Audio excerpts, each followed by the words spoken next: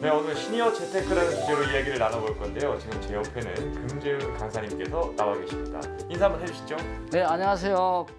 예, 금재훈 강사입니다. 저는 영원한 금융맨이고 KB국민은행에서 네. 한 30년 와. 근무를 하고 이 지금 100세까지의 수출 공급이 어떻게 개선해서 찾아서 할수 있는 제가 받아들이기엔 한 30년 정도 어떤 일을 하면 네. 이제 일 그만해도 되지 않나. 네. 30년 동안 정말 지긋지긋하게 이제 일을 예. 했는데 은퇴를 해가지고 예. 또 새로운 제2의 직업을 구해야 되는 게 예. 저는 조금 힘들다라고 생각을 하는데 경제적 정년이 네. 저를 저를 포함해서 저도 정년퇴직을 했지만은 그때 당시로 58세.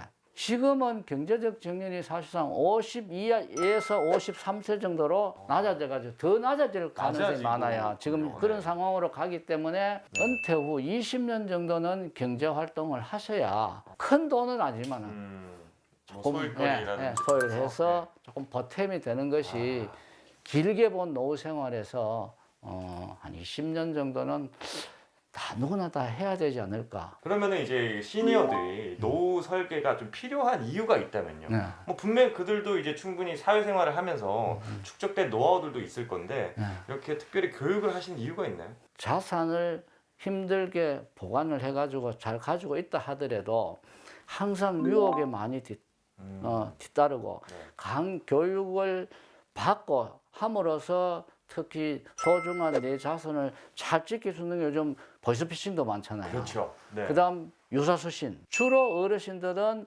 보이스피싱과 유사수신에 대해서는 정말 이런 강의를 들어놓게 하면은 어느 정도 모아놨던 돈을 소중한 데서는 한 방에 이런 부분은 시니어 교육이 꼭 필요한 거 아닌가. 네. 혹시 우리 강의를 통해서 우리 네. 수강생분들이 네. 좀 얻어갔으면 하는 네. 그런 좀 바라는 점 같은 게 있으실까요? 그러니까 첫째는 조금 전 오늘 해드린 제2인생. 제2인생 재무설계 사실상 서민 재무설계입니다. 서민. 예. 여러 가지 보험 부분도 또 연금 부분도 부동산 비중을 줄여라 이래가 현금화되지 않으면 네. 그 어렵다는 그런 거. 그 부분을 주로 이제 하면 두 번째는 이제 어른들 주로 이제 상속 증여세 부분에 고민을 많이 하고 네. 어떻게 했으면 좋을까. 자식들 이제 정리를 쭉 해줄까 말까 이랬는데 혹시나 또 자식이 마음이 변하면 어떻게 할까. 또 그 마음 변하는 거는 둘째지만 탕진하는 경우도 많아요. 이런 부분에서 이제 상속 증여세 좀 이해하기 길라잡이를 그 다음에는 이제 혹시 뭐 또 하다 보면 불법 사금융 이런 부분에 좀 잘 알려드림으로 인해 가지고 그분들이 정말 노후에 황당한 일이 닥치지 않고 살 수 있도록 그렇게 하고. 마지막으로 그러면은 제2의 직업을 지금 구하고 있는 시니어들이 네. 아직까지 뭐 겁이 나서 걱정이 돼서 못 구하시고 있는 분들이 있을 거 아니에요. 그분들에게 용기 되는 말 한마디 해주시죠. 100세 시대를 항상 염두에 두고 살아야 된다. 전직을 했을 때나 또는 퇴직하고 난 뒤에도 얼마든지 교육을 받아가지고 그런 교육 장소가 많거든요. 이런 훈련을 받으셔가지고 저 나름대로는 좀 일을 좀 가져야 하는 그 즐거움, 그 맛을 느껴야만이 이제 그것이 가능하잖아요. 또 네. 지금은 이제 제2의 인생이나 평소에 하고 싶은 부분, 방면을 활성화되고 인식을 시켜서 신중년에 대한 일자리 창출을 범사회적으로 많이 해야 된다. 인생은 100세부터!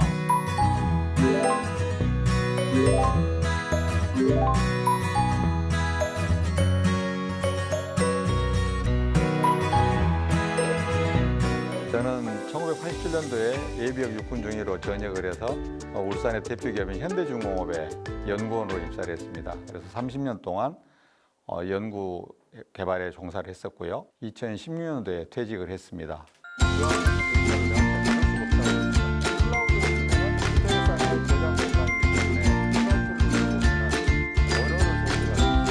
중공업에 첫 퇴직할 때 불안하거나 그런 생각은 전혀 없었고요.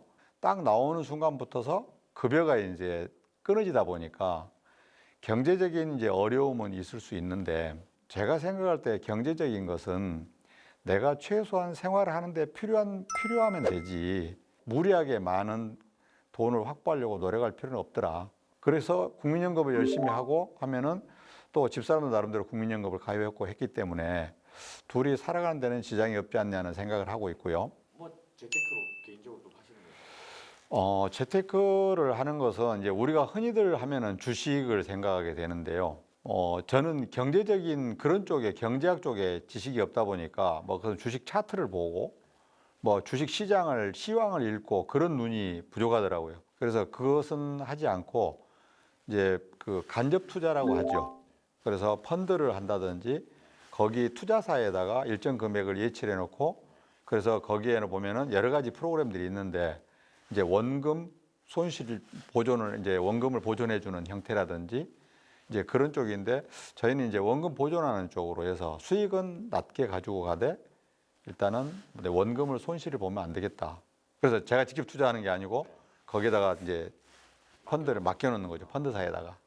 나오면 경제적으로 이런 부분에 좀 이익이 갈 수 있는데 네. 이런 걸 좀 잘 넘겼으면 좋겠다라는 약간 그런 거 좀 하실 말씀 있으세요?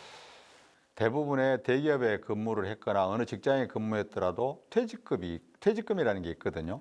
잘 관리를 하는 게 제가 볼 때는 가장 중요하다고 보여지고요. 대부분이 갑자기 직장이 없어지고 한 달에 그 고정적으로 들어왔던 이제 인컴이 없어지면은 그런 데다가 목돈 예를 들어서 3억, 2억 이런 목돈이 있으면은 내가 당장 이것을 가지고 뭘 사업을 해보면은 신기루가 보이거든요. 그런데 대부분이 이 3C로 가죠.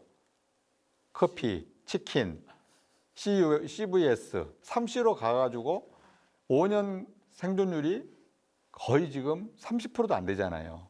좋은 점만 보다 보니까 리스크 관리를 못하니까 결국은 이제 망하게 되고 또 한 가지는 대역에 비해서 한 일만 하다 보면은 아무래도 우리가 세상을 바라보는 시각이 굉장히 좀 편협적이거든요. 내가 계획을 가지고 퇴직 준비를 한다면은 그런 부분에 대해 있어서 철저한 시장 조사, 리스크 관리는 어떻게 하고 거기에 어떤 리스크가 있고 나쁜 점을 더 잘 파악을 해보고 그거에 대한 대안이 있고 해결책이 있을 때 시작하는 게 좋고. 카드 하나면 다 되고 스마트폰 하나로 다 되고 하잖아요. 예. 이 장년층 분들이 그런 데에 대해서 되게 힘들어하시지 않으시나요? 지금은 사람들도 있고 키오스크도 있기 때문에 내가 당장 급하면 사람한테 가서 하면 되기 때문에 문제가 안 되고 또 키오스크에 가서 내가 서툴러 가지고 계속 좀 시체말로 헤매고 있어도 뒤에서 불평만이 없겠지만 내년에는 뒤통수가 따가울 겁니다. 지금 30분 고생해서 1시간 고생해서 배우세요. 제가 지금 계속 입버릇처럼 하는 이야기거든요. 실제로 서울시 같은 경우에는요, 지자체에서 시민들 키오스크 과정을 정규 과정을 열어서 해요.